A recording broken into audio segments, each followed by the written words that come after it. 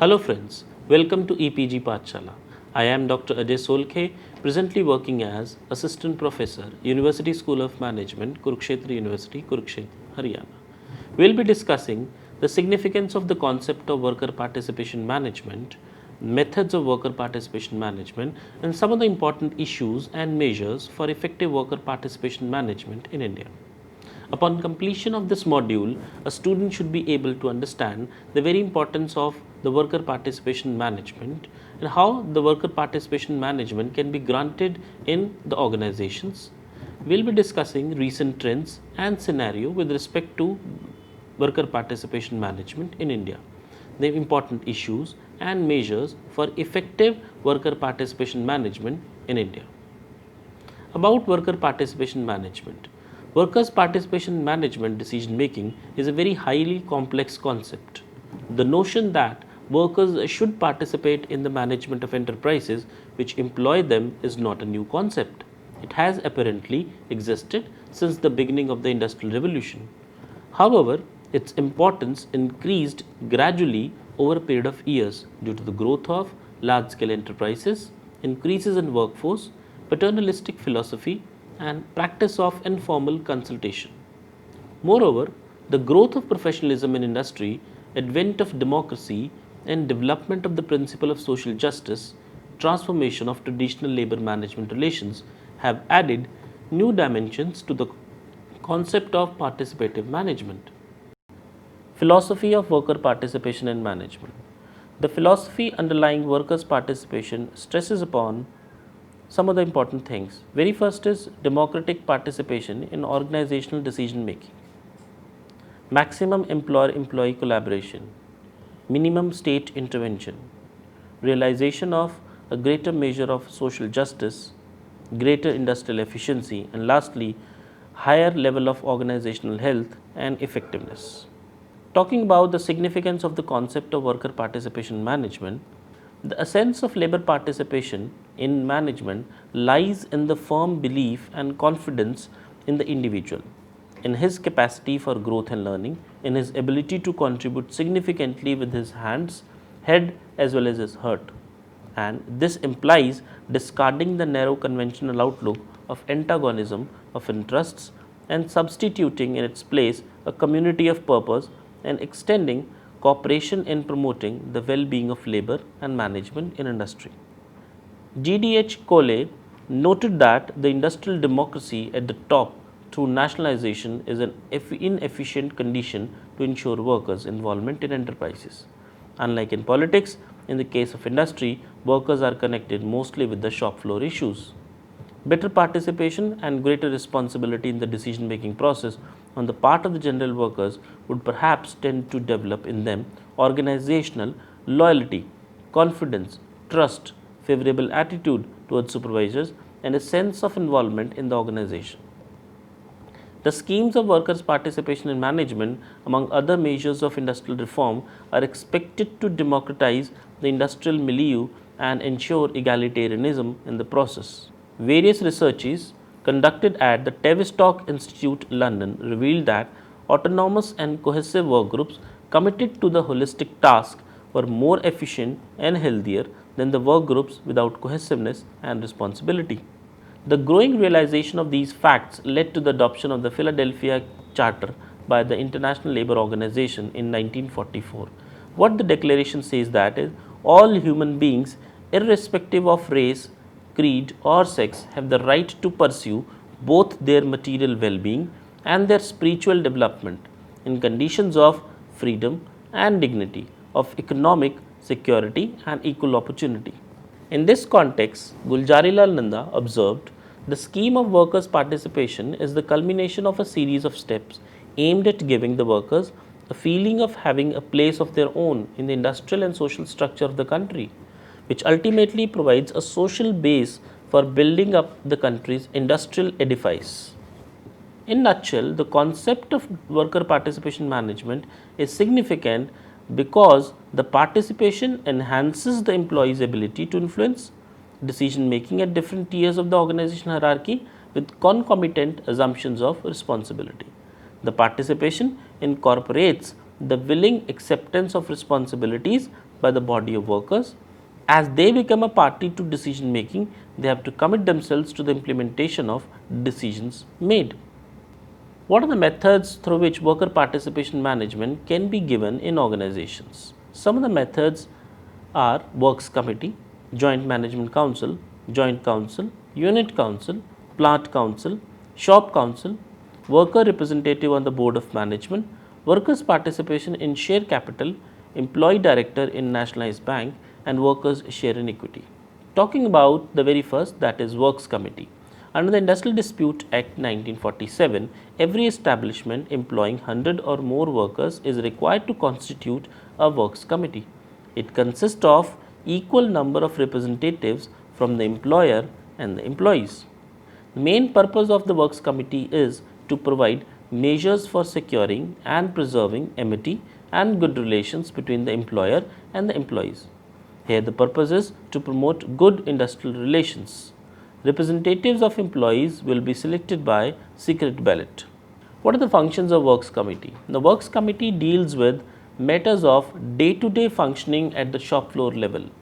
Works Committee, they are primarily concerned with the conditions of work such as ventilation, lighting and sanitation, amenities such as drinking water, canteens, dining rooms, medical and health services, educational and recreational activities, safety measures, accident prevention mechanisms, promotion, festive holidays, welfare.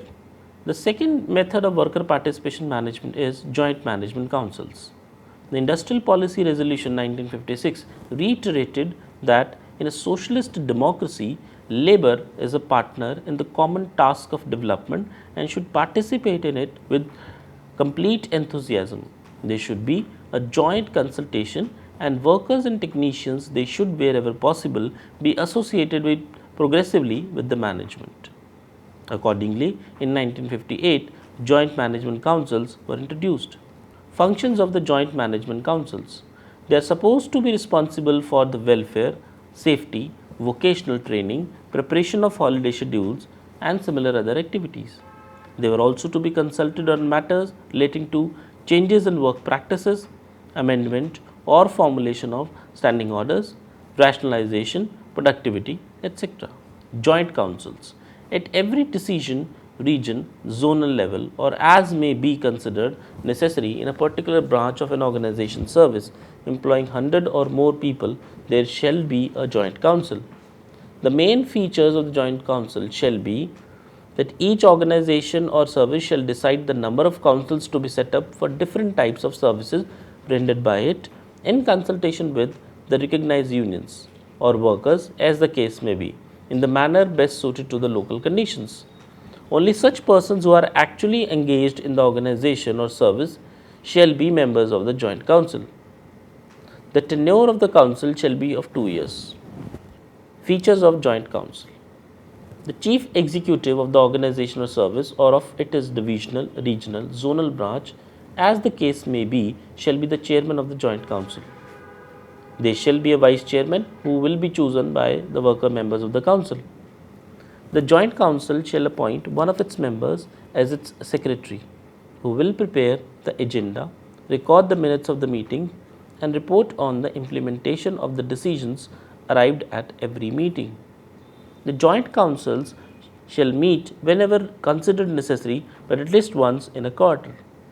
Every decision of the joint council shall be on the basis of the consensus and not by a process of voting. It shall be binding on the management and workers and shall be implemented within 1 month unless otherwise stated in the decision. Functions of the joint council: review of the working of the unit level council for improvement in the customer service and involving for the best way of handling of goods traffic accounts, etc. The settlement of matters which remain unresolved by unit level councils and arranging joint meetings for resolving inter-council problems. Unit level matters which have a bearing on other branches or on the enterprise as a whole. Development of the skills of the workers and adequate facilities for trading. Improvement in the general conditions of work, preparation of schedules of working hours and holidays, proper recognition and appreciation of useful suggestions received from workers through a system of rewards. Discussion on any matter having a bearing on the improvement of performance of the organization or the service with a view to ensure better customer service. Unit councils. Encouraged by the success of the Joint Management Council scheme in manufacturing and mining units, a new scheme of workers' participation management in commercial and service organizations in the public sector having large scale public dealings was announced on 5th January 1977. The scheme envisaged the setting up of unit councils in units employing at least 100 persons. The organizations include hotels, restaurants, hospitals, air, sea, railway, and road transport services, ports and docks, ration shops, schools, research institutions, provident fund, and pension organizations, municipal and milk distribution services, trust organizations, all financial institutions, banks, insurance companies, posts and telegraph offices, the food corporations, state electricity boards, central warehousing corporations, state warehousing corporations, state trading corporations, mines and minerals trading corporation, irrigation systems, tourist organizations, establishments of public amusement, and training organizations of central and state governments. Features of the unit council. A unit level council consisting of representatives of workers and management of the organization employing 100 or more workers may be formed in each unit to discuss day-to-day problems and find solutions. But wherever necessary, a composite council may be formed to serve more than one unit, or department-wise council may be formed to suit the particular needs of the organization or the service. Every such unit council shall consist of an equal number of representatives of the management and workers, but their total number may not exceed 12. The management's representatives should be nominated by the management and should consist of persons from the unit concerned. All the decisions of a unit council shall be the basis of consensus and not by a process of voting, provided that either party may refer the unsettled matters to the joint council for consideration.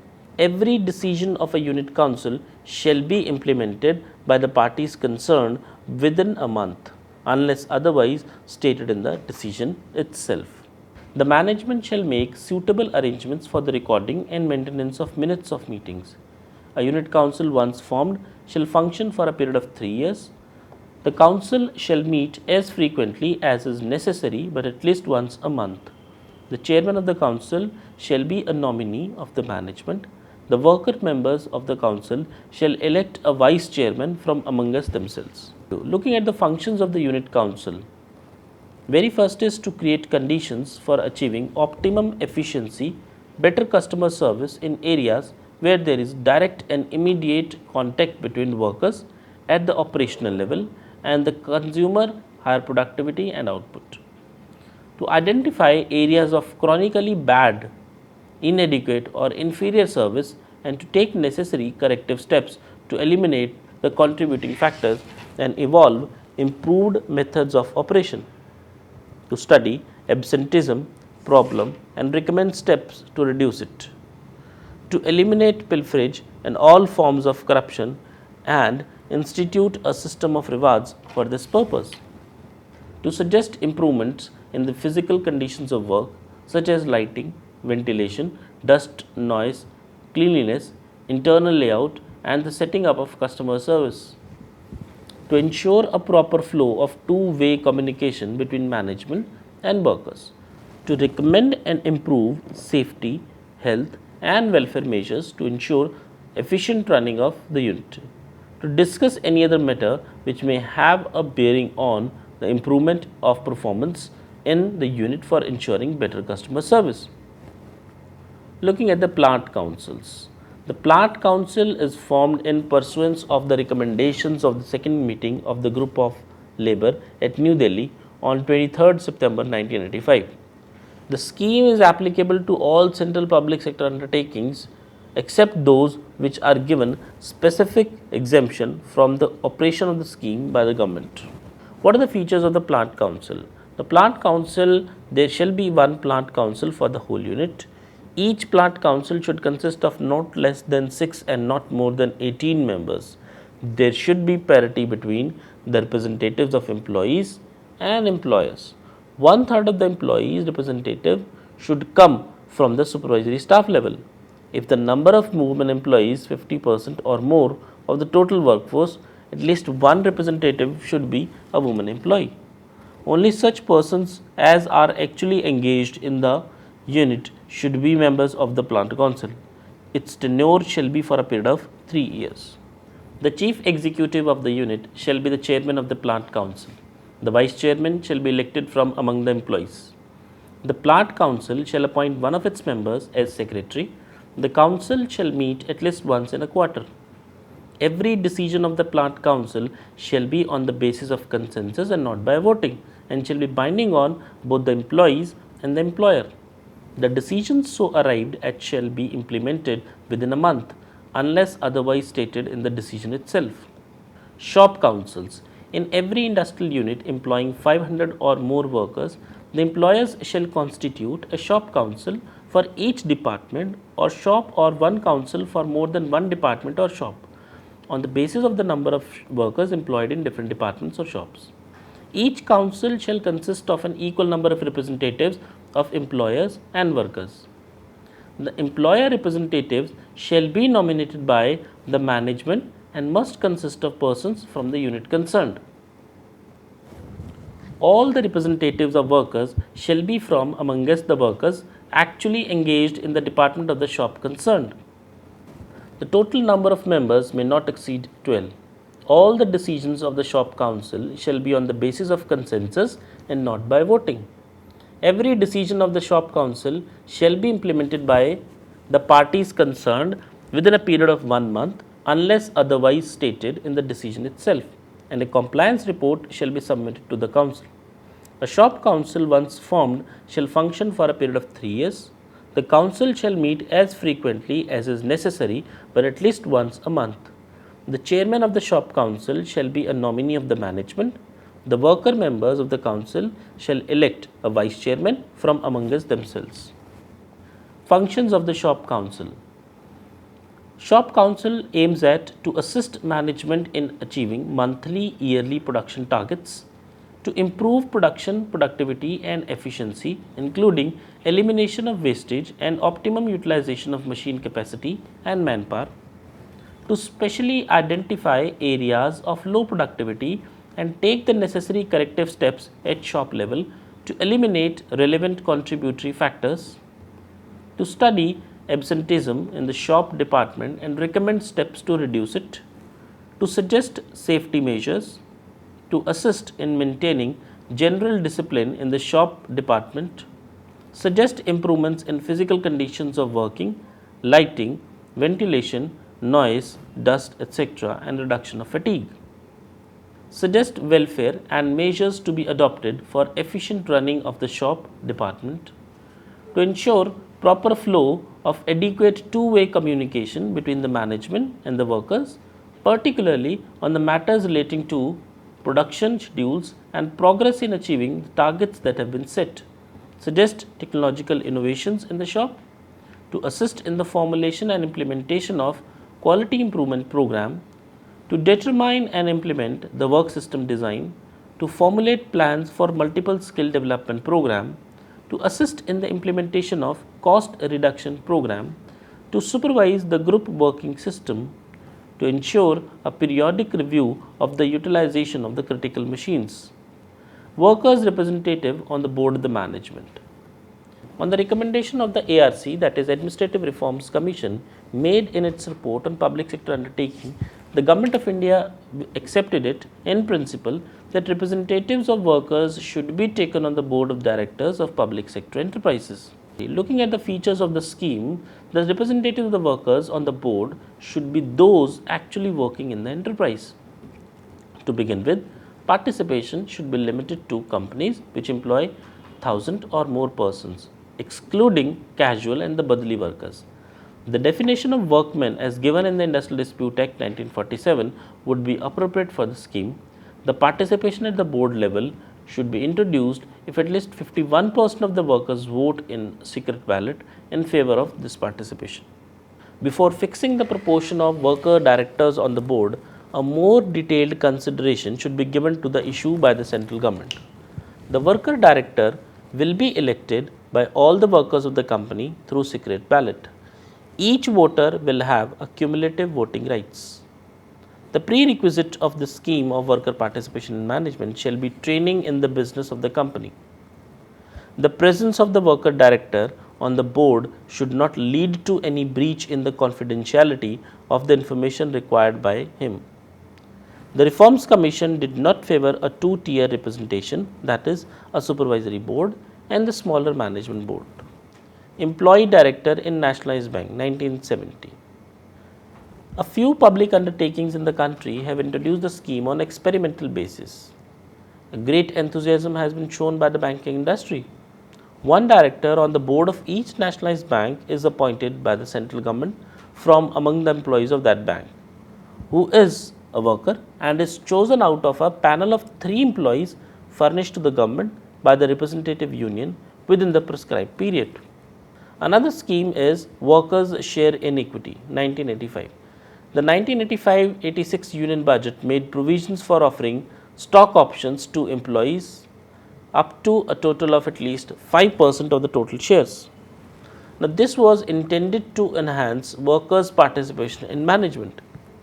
Recommendations of the Second National Commission on Labour on worker participation in management. The second NCL 2002 has recommended the time has come to legislatively provide for a scheme of workers' participation in management. It may be initially applicable to all establishments employing 300 or more persons. For the smaller establishment, a non-statutory scheme may be provided. This was followed by the government's intention to pass a law that makes it mandatory for companies to go for workers' participation and reserve some seats for workers' representatives. Looking at some of the reasons for failure of worker participation management schemes in India. The reasons unfolded are: very first is lack of positive attitude of employers and managers who believe that decision making is their prerogative and they do not want it to be shared by workers. Lack of initiative on the part of the management and trade unions. Ideological differences between employees and employers regarding the degree and forms of participation. Delays in implementation, non-implementation of the decisions of the participative bodies. Workers' attitude to participative schemes is an eyewash. Political unionism, multiplicity of unions, and inter-union rivalries scuttle efforts of the participating forums. Narrow scopes of participative forums which cover only a very limited range of issues. Consultative and advisory nature of participative forums but not decisive participation. Multiplicity of participative forums leading to their improper functioning. How can concept of worker participation management be made more effective? One of the more important factors in the success of the scheme is that the work environment must be congenial enough to motivate workers to give wholehearted cooperation with a view to ensure inefficient operation. The objectives to be achieved should not be unrealistically high, vague or ambiguous, but they need to be achievable, clear and taught to all local participants. The form, coverage, extent and levels of participation should grow in response to specific environment, capacity and interest of the parties concerned. The system of participation must be complementary to the collective bargaining process. Here, both the workers and the management, they must have complete faith in the efficacy of the scheme and they should pool their talents and resources and demonstrate their will to work for the realization of their goals. The concept of labor participation in management must be given a wide publicity so that the idea of participation may take root in the minds of those who are to implement the scheme. The participation should be a real one. The issues related to major strategies, product diversification, evaluation of costs, the development of human resources and the expansion of markets should also be brought under the jurisdiction of the participating bodies. There should be effective communication between workers and management and effective consultation of workers by the management in decisions that have an impact on them. Participation should be a continuous process. To begin with, participation should start at the operating level of management. A mutual cooperation and commitment to participation must be developed by both management and labor. Friends, I hope you have understood the contents well. You can also refer to other quadrants of this module for testing your knowledge and having some more input on theme of the module. Happy learning.